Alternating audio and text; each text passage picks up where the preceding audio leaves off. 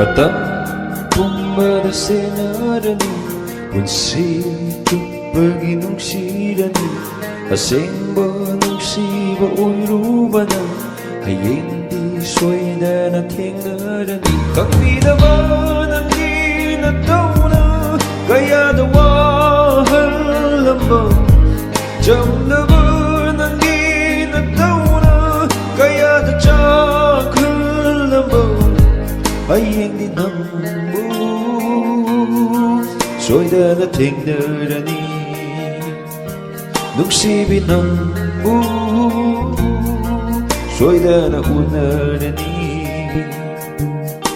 Batang pumbada senarani Punsi pag-inungsirani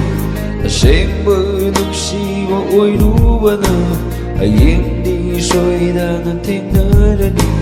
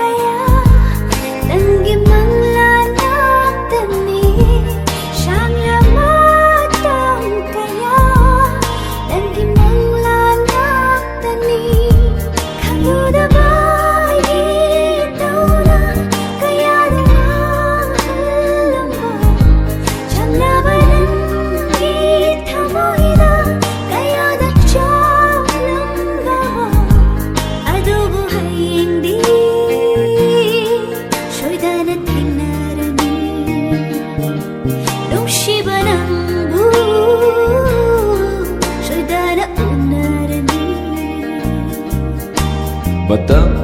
pumbada senarani Punsi pag-inungsirani Asing ba nungsiba oy luba na Ayeng di soy na natingarani